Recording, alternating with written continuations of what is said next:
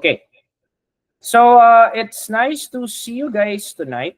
And last webinar session, we talked about radiography. We talked about radiography and then we touched into scanning. Now, this next webinar that we're going to talk about is something more on now you have a case. Now you're starting your journey, or if you have existing cases now, I think this is going to be a perfect opportunity for you to review your submissions.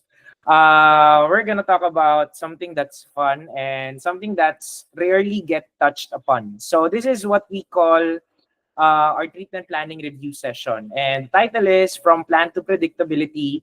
I'm going to show you a practical guide for reviewing your clear aligner cases. For our participants tonight, I have a little bit of we're gonna have a little bit of fun. So if you're gonna share a story during the webinar event in Instagram or in Facebook, make sure to tag SEBARIS Ed so that they can see whether they're happy to reshare your stories during the webinar event, and they will send you this cosmetic template PowerPoint to you for free. So this cosmetic PowerPoint template is not we owned. We did not build this. This is something that we got during the pandemic. We did a little bit of improvements on it. And then we're gonna send it all to you guys. Uh, you're gonna see how I utilize this one in relation to how I do my treatment planning reviews. So that's what we're gonna do. So again, you can share a story during the webinar event. Tag us in IG or FB. You can tag Sebaris Ed. You can also tag me if you want. But Sebaris Ed is gonna give you the file afterwards. They're gonna send you this cosmetic template PowerPoint to you. So yeah. So our objective for tonight is very simple. Actually, we want to help you understand what makes a good prescription.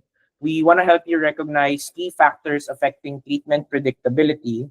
We want to give you an application on a structured approach to treatment plan reviews. And lastly, we're going to dive into some cases. I think I have 2 cases here tonight that we're going to deep dive.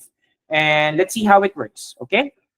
So, why treatment review matters? Now, most dentists actually, I mean, when you're doing your clear aligner treatment, there's always a temptation that you're just gonna submit your cases, let the planners do the work. There's gonna be you're trusting the planners too much, and then I'm just gonna hit approve, and then my aligners come, I deliver it, and then it's done. I mean, it's how usually dentists perceive clear aligners, okay? Because what they see on the simulation, they thought it's something that actually translates very, very well in clinical. But you know what? You have to understand that treatment planning review still matters. Don't get me wrong. Your planners are doing a very good job, okay, following whatever you want them to do. The thing is, of course, when you see the treatment plan, it entails that you guys have to review it too. That's why there is a portion there called treatment planning review. You really have to counter check whatever the technician sees you. Understand that submitting a case is very easy. Okay, submitting a case is easy. Supervising is a skill. It's something that we teach in our onboarding sessions. It's something that we equip you with all those things. And of course, this webinar is not designed for you to submit your case. I mean, it's very easy to do. Just clicks of a button and technically it's done. But supervising the plan or making sure that you're on top of things, it's another thing. And experience goes with it. Education goes with it. And that's where we come in. That's where SEBARIS, that's where I come in. That's what we're trying to teach in these sessions. Now, also understand that your plan is only as good as your prescription and review. Now, one key element of treatment planning review is you don't send, okay? You don't just send whatever you have on the platform, but of course, creating the right prescription matters because it also helps you anticipate the things that you want to see during your review session, okay? And lastly, reviewing ensures clinical logic and patient-specific adaptations. Because again, you start off by reviewing it, you make sure that whatever that's in your treatment objective is something that's translated to your treatment simulation so that when you show it to your patient, it's going to be a little bit much more customized, more tailored fit to your patient. Okay, so you don't just accept the plan as it goes. There's a saying from a very wise man that have a heart of rejecting the very first plan. Not because it's bad, not because it didn't follow your instruction, but it actually invites you to become meticulous. It invites you to be much more scrutinizing, okay, whenever you're going to see your treatment plans. Okay, so this is something new. I mean, there is such a thing called common planning mistakes, and trust me, I've been into that route before when I was starting. Okay, when I was starting my treatment plan, my clear aligner journey. So, treatment planning mistakes or common planning mistakes is number one, giving vague prescriptions because you're assuming that the planners know what they're doing. Yes, they do. But the thing is, your prescriptions are too vague. And then once the simulation comes in, there's gonna be a lot of revisions, a lot of redo. I don't mean this. I mean this. All those things, all those miscommunication cues. It usually happens because of very vague prescriptions. Next is unrealistic staging. Unrealistic staging arises from unrealistic expectations. When you talk about unrealistic expectations, is you're thinking of aligners as a as a miracle appliance. It can solve every problems. Definitely it can solve a lot of problems, but it cannot. I mean, it cannot do impossible things. Okay. Another thing is attachment overkill and underuse. Again, the concept of attachments is they're like salt. Okay. Another wise man has blessed us that attachments are like salt. In other words, uh, over season it, it's gonna be so salty. Under seasoning it, it's gonna be so bland. Okay. Ignoring anchorage strategy is another issue for planning mistakes. They thought that for every action there is no reaction. So the Newton's third law is really in full effect on this one. Most common issue, especially even seasoned clear aligner practitioners usually don't recognize the need for overcorrections. And lastly, dentists who skip review process. Once they see the simulation is up, they hit approve immediately with no review at all. Most of the time, it's gonna lead to heartaches. Trust me, it happened to me. It's really problematic. So what changed? What makes a good prescription, right? What actually makes a good prescription? Uh, I would love to dwell into this first patient here because this is one of the not one of the there's one of the few cases where prescription actually matters. The story of this patient is that this patient wanted to have veneers placed on her anterior teeth. She doesn't want to have braces. Okay, so when we look at the intraoral photographs, this is what we see. We don't have any posterior teeth at the bottom. We have of course, some minor issues on the posterior, very minor anterior crowding here. But what's key here is that we have a uh, lingually positioned 2-3. So that's gonna be problematic if you want to do veneers, right? So if you're gonna write your prescription, initially I wrote my prescription like this. I mean, I think all of us are going to be guilty of this. When you type your prescription, a specific instruction, fixed anterior teeth, please. I will perform restorations after the aligner things.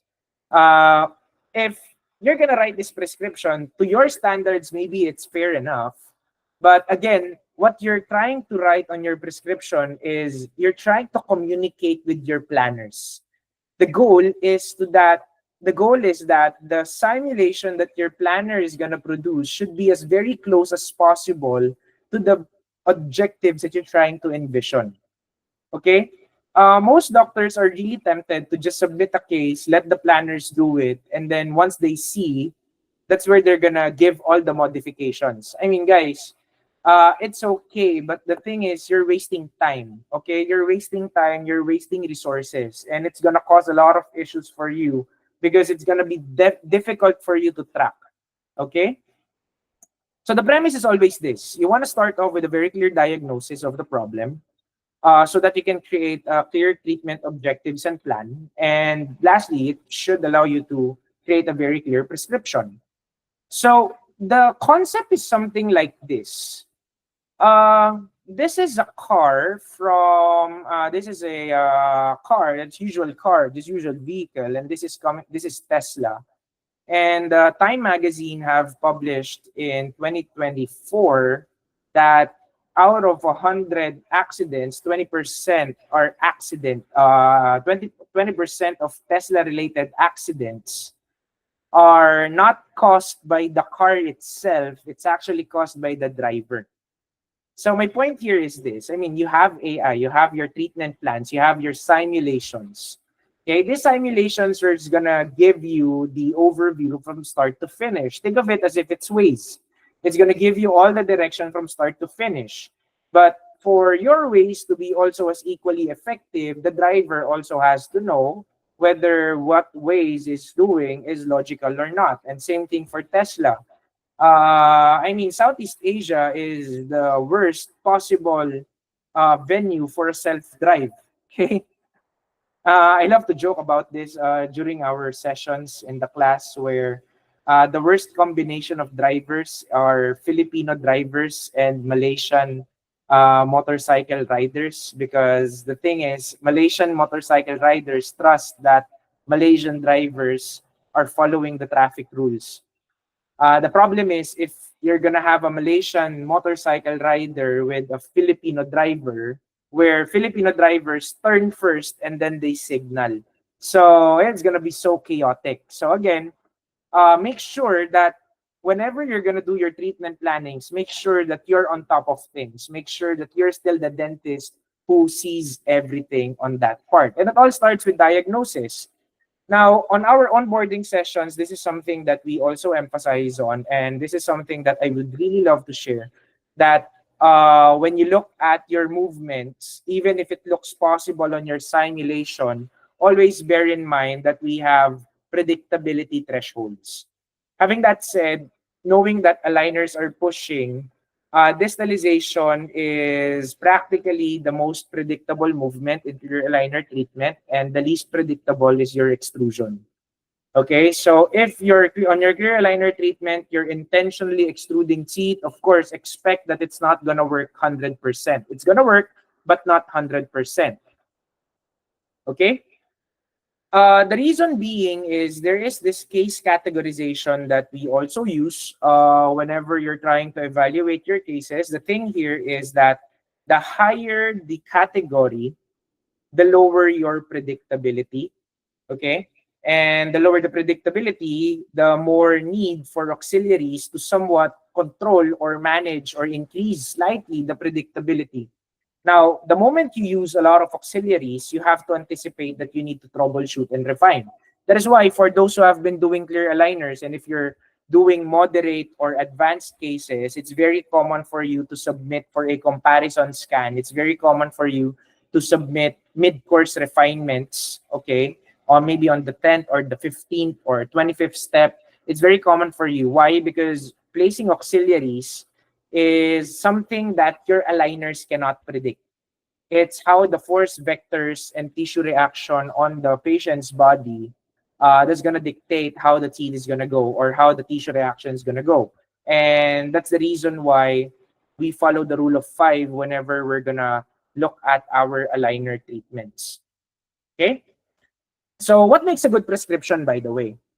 Now, most dentists would look at, oh, I've already ticked all the boxes, but doctor, on my specific instructions, how should I write it, right? I mean, how should I write it that my technician can understand? This is something that I want to teach you or I want to share with you on how I usually write my prescription, right?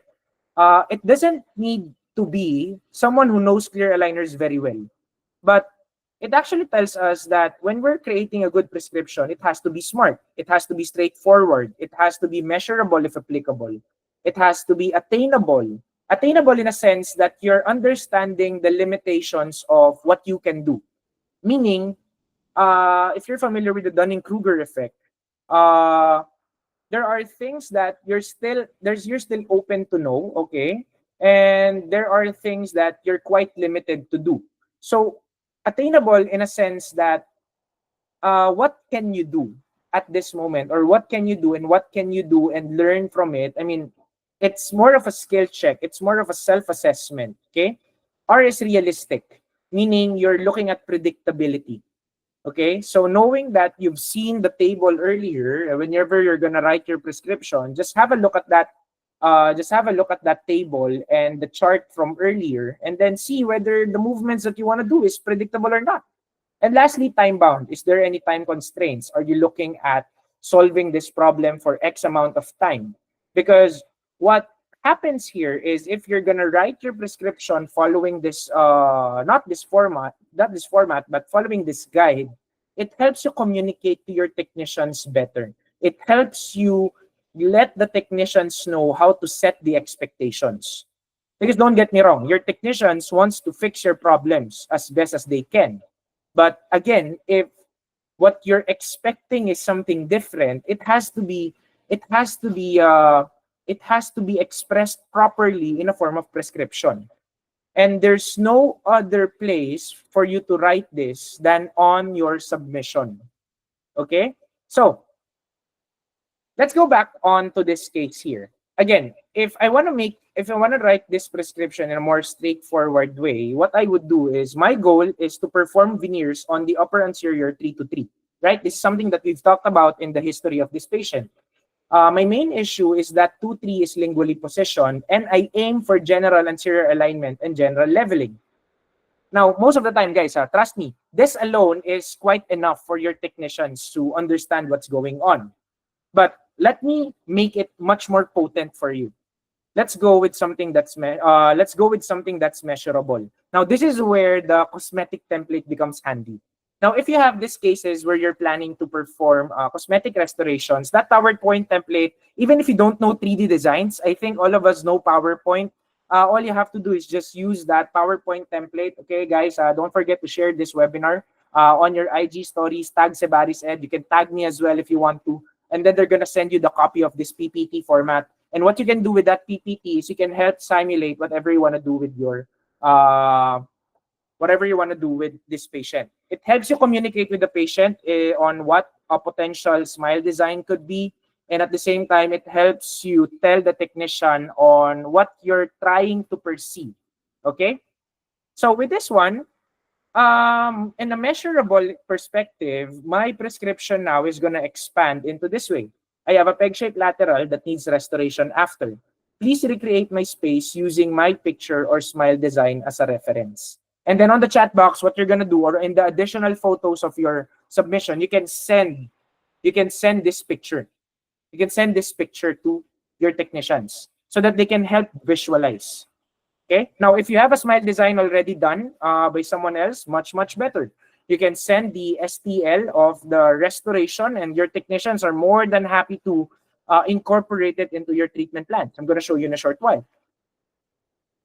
A is attainable. Skill check. Basically, this is where I tell the technician that I'm open to auxiliaries to use or to improve my anchorage or enhance my predictability. Okay. So you've ticked all the things on your prescription where you tell your technician your preferences, so you can actually do that. Realistic is that, should there be predictability issues, please let me know. So if you're not yet well versed in clear aligner therapy, this one here is what your technicians are gonna appreciate. You even more. The thing is, if you're unsure of the predictability, your technician's gonna help you.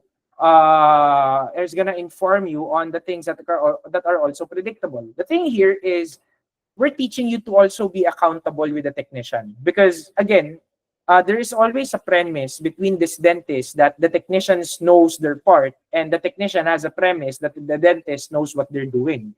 So in the event that you're not sure of what you're gonna do, there's nothing wrong in admitting that, should there be predictability issues, please let me know. Because again, whenever you're gonna work with SEBARIS, it's always a tag team thing. I mean, you co-manage a particular patient, okay? That's the first step of knowing things or improving on things. Number one is accept that we don't know everything. And when I did this on my prescription when I was starting, that's where I started understanding how clear aligners really work. Okay? Lastly, time bound. If you have any time constraints, if there are any things that you want to consider in terms of time, like for this one, I'm planning to complete this case within 6 months. See if it's possible or not. Turns out it didn't. So anyway, here's what happened. So compare this instruction from this instruction now. This is what your technician's gonna love you, right? So again, submitting cases is easy. Supervising is a skill. Now, for you to develop that skill is you need to start off with your prescription. So that prescription now is gonna be a little bit better. Now, if you're gonna ask other alumni or other providers who's been sending a good prescription, more often than not, you're gonna get a response where treatment planning review is a little bit easier because I know what I want.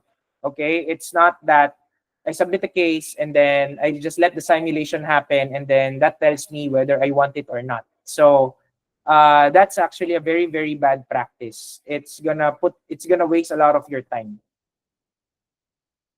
Okay. So the thing is, my premise is that with a good prescription, right, it gives you a logical review. Okay. I want to say it again. With a good prescription, it's gonna give you a logical review. So the thing is now, here's the thing. Now you've written your prescription very well. Okay. You now inform your technician that this is what I want. This is what my objectives are. Okay. Following my SMART guide. Now, how to do it with a quick but potent approach? I mean, how can I review my simulations? And this time, let's approach it with a quick but potent approach. Okay, let's not make it too technical. Let's make it very straightforward. Let's make it very practical.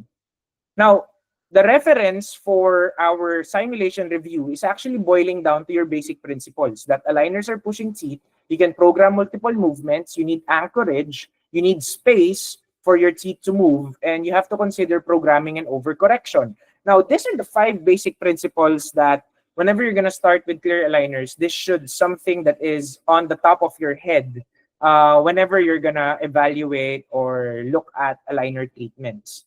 Now, if this is still too technical for you, here's something that can help you. Okay? In other words, simulation review answers these questions. Are my treatment objectives met? Are we using the right attachments for the case? Is anchorage considered? Does space creation make sense? Is it staged well? All right. Staging is space creation, manipulation, and conclusion. For fixed appliances, that's leveling, alignment, space consolidation, and finishing. For clear aligners, that's space creation, manipulation, and conclusion. Do I need overcorrection? And do I have optimal number of steps? So these are the 7 things that I usually ask myself whenever I'm reviewing my simulation. Forget the objectiveness. Let's go to something that's straightforward. These are the 7 questions, okay? These are the 7 questions. So with this one, okay, I would love to show you this case, okay? So this is what the initial simulation, okay? Okay, this is what the initial simulation from the first patient, okay? What we have here is this one, right? So we started off with this one. We reviewed the objective. Aligners are pushing, yes. Okay, it's gonna take me 22 steps to fix the upper, and then 6 steps to fix the lower, right? 6 steps to fix the lower. Now, first question, are my treatment objectives met? Are my treatment objectives met? If I go to step 22 and step 6, I think it's met here. It gives me the right amount of space for my veneers. Okay, Maki. Okay, it helps me fix my posterior, get my alignment nicely done right here. Okay. Next is, are we using the right attachment for the case? I need anchorage on the posterior. That's why I have an attachment there. I'm programming a little bit of torque assistance here on the upper so that I can push. I need an attachment to grip that. It's going to be a little bit challenging for me to hold the lateral incisor. So the best thing I can do is literally just move it from left to right. But on my anterior, what I can do here is, since I'm moving from, let's say I'm going to put some superimposition here. What I'm doing here is that, as you can see, it's moving like so, where it needs attachment to somewhat grip the aligner. Okay. Okay. Right. So basically, I think my attachments make sense. Again, if you're going to look at the push surface, you don't need, I mean, I don't care about the shape at this point. I'm looking at my active surfaces here. So far, I need anchorage on my posterior. The reason why I did not incorporate the molar here is because I initially wanted to perform hybrid on this patient. Okay, I want to close the space. Okay, so that's why I only isolated the aligners only on the premolar region. Okay, that's what I want to do. So that's basically I have. Okay, is it staged well? I don't need space creation, so I have to go for manipulation already. Okay, it's staged. Yes, definitely it's staged well. Okay, space creation is done. I mean, it goes straight to manipulation and then conclusion. So nothing fancy, very simple. And then do I need overcorrection? Maybe not. Okay, maybe not so much. If I want to do overcorrection, maybe on this K9 perhaps. But I think I programmed a little bit of overcorrection here. Okay, I'm only expecting my K9 to finish here at around step 17. But if it goes to 22, that's going to be so much better. Okay. And lastly, do I have optimal number of steps? For optimal number of steps, usually I look at the value for each step. I look at whether I exceed 0.3 millimeters for mesial movement and 1.5 millimeters, 1.5 degrees for any rotation. That's usually my threshold. Anything below that, it should be okay. So I don't see anything that exceeds my thresholds here. I think 22 aligners make sense for this patient just by looking at the values alone. So in that sense, I approved it. Okay, but again, don't get me wrong. It's not the very first simulation that I've seen. There's some revisions, of course, along the way where I fixed the torque and everything. But after I delivered this case, this is what I have. Okay, so turns out I actually achieved quite a good amount. Okay, this is a picture with the aligners. It actually helps you evaluate whether I'm tracking so well. You can see that I have placed some molar bands here, because my goal is to place a pad here and then just pull it initially while it goes. And then when the patient saw this one, patient said, nah, I'm okay. Let's just place an implant here. Okay, fine. I mean, I totally understand. I totally get you. No problem at all. So what happened next is I send it now to our smile designer. So this one, I outsourced it with a prosthodontist. So I'm working with the prosthodontist for this case. And this prosthodontist actually helped me create my smile design. Okay. So the smile design now tells me that, okay, I told my prosthodontist that I want to have a restoration where there's going to be minimal reduction as much as possible, because my goal is to perform a snap-on veneer first before I actually give the final one. So in that sense, my prosthodontist actually recommended for me to do a little bit of refinement. Okay, my prosthodontist told me to do a refinement like so, in which I'm going to follow whatever my prosthodontist tells me to do, and at the same time use this smile design. Okay, use this smile design to help my aligner planning. So how did it pan out? Okay, it panned out like this. This is the simulation. Okay, so this is what happened now. So what I did is I refined it a little bit more. Okay, I refined it a little bit more, making it a little bit more closer. But as I go to the end, you can see that the last step now is already the mock-up. So basically, what we did here on the simulation is we used, the STL file from the SMILE design to help the way we want to position my canine to canine. So from this one, from what we had on that step, we just positioned it like so, and we actually use that mock-up as a reference for that. So now it's following that same. I mean, the smart way of prescribing, and then the same treatment planning review. Did it meet the 7-way things that I've discussed earlier? It's something that can really help you. So afterwards, the patient now has completed the aligners, and it actually looks like this. It's very, very close to what we have on the simulation. So this patient, I think I'm gonna recall this patient hopefully next week. No, not next week. I'm gonna be in Malaysia next week.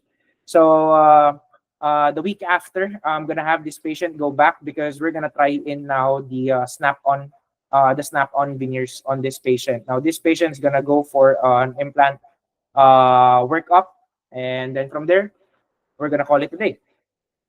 So this is what happens, right?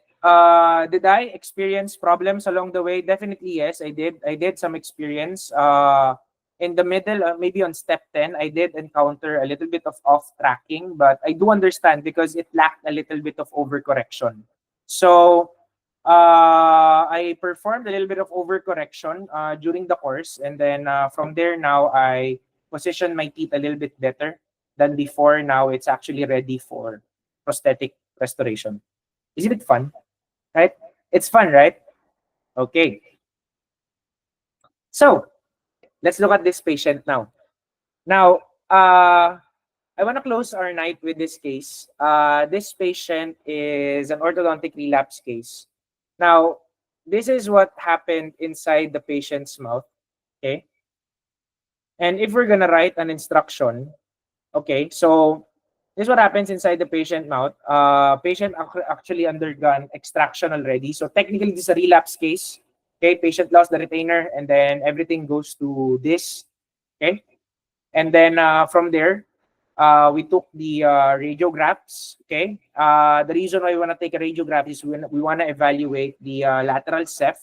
And based from the lateral ceph, we actually have a normal facial height. Okay, we have a normal vertical position, but with a deep bite. So meaning, I need to make sure that I control my posterior anchorages so that I don't make this vertical dimension high. It's a natural class 2, but the incisors are quite reclined.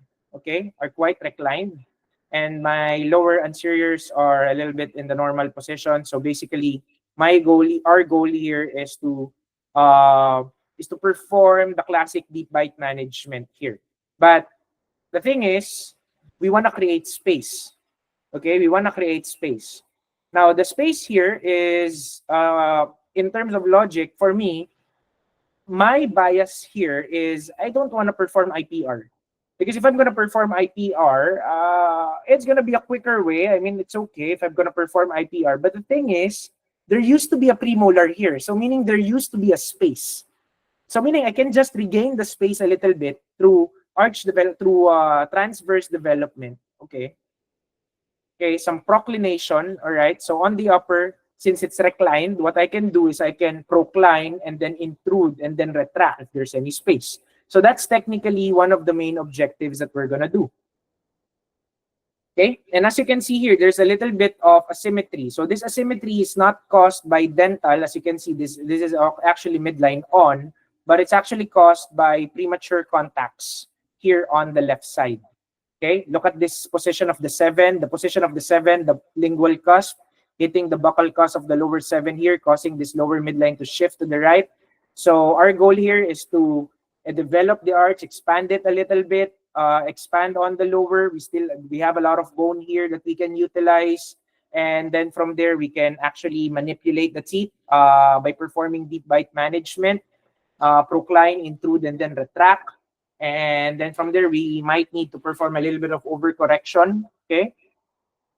So on that sense, we write our prescription. So what makes a good prescription again? You have to do it, you have to be straightforward. You have to do it, you have to need to have measurable things. You have to make sure that it's attainable, make sure that it's realistic and it's time bound. So here's how I'm gonna write my instruction. My patient's issue is more on orthodontic relapse. You have to recognize the chief complaint of your patient. Please perform deep bite management for this case. Something that's measurable. I want to bring my anteriors to optimal overbite and overjet of 1 to 1.5 millimeters. Okay, that's my goal. Now, attainable in terms of skill set, please include auxiliaries if applicable. If class 2 elastics is going to be applicable for the case, if my case would require class 2 elastics, I think it should be okay for this case. But if during the simulation we see that class 1 is actually maintained, class 2 elastics may not be needed for this case. Something that's realistic in terms of predictability, look at this one. I specifically told them that prioritize space creation, particularly expansion. We don't want to perform interproximal reduction, and then we perform deep bite management. And then from your prescription, they're just gonna look at the details on your space creation things. But I wanna emphasize that I wanna start off with expansion, and I don't wanna do IPR. Most clinicians fail to mention that I don't wanna do IPR, and then once the simulation comes, that IPR is here. They approve the plan, but they don't do the IPR. What happens is you violate the fourth principle, which is space, and then it causes off-tracking, and then it causes problems, and then it causes refinement. So make sure that you are very clear on what you want to do. If you don't want to do IPR, tell the technician, because if your case needs IPR, your technician is going to tell you that, hi, doctor, we cannot achieve this without IPR, or hi, doctor, this is the best scenario that we can do for cases that you don't want to do IPR, all those things. It's just a matter of communication, okay? So that your expectations are quite set. Okay, so again, treatment planning review. So having that said, I mean, if I'm going to go back here, I believe that having this instruction is very, very clear, right? I mean, I hope you guys would agree that this instruction is quite clear enough for your technicians to execute the whole thing. So in terms of treatment planning review, this is what it looks like. Okay, this is what it looks like. So here, okay, it's going to take me 19 steps for both the upper and the lower. Okay, perform the necessary movements. We did not perform any IPR for this case. So on that sense, I told them that if we need class 2 elastics, tell me. But turns out, based on the simulation where they performed a little bit of the expansion that they created, okay, if I'm going to go to the upper, the expansion that we created here, turns out is just enough to retract the anterior, okay?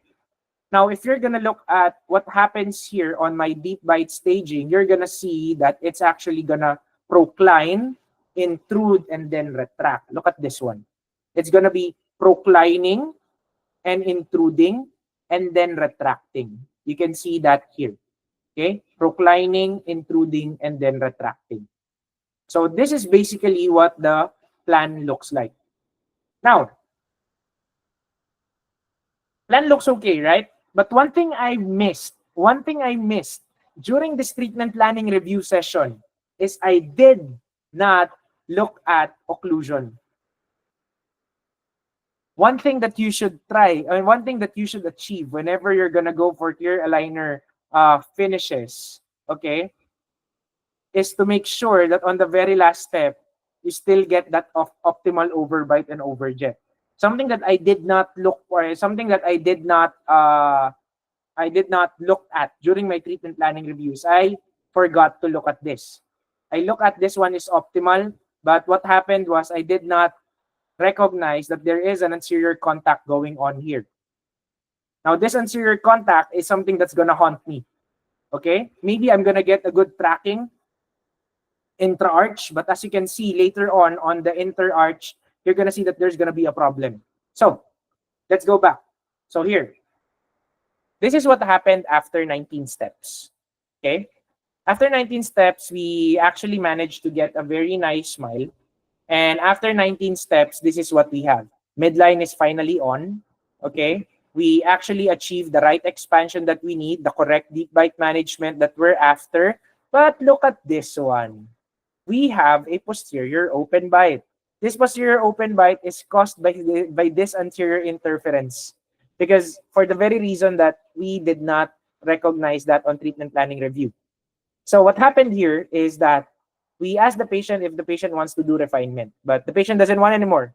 So our solution here is to actually finish this with a Holly retainer, and then from that Holly retainer, from a beg wrap around retainer, and then it's just gonna allow some passive eruption from happening here.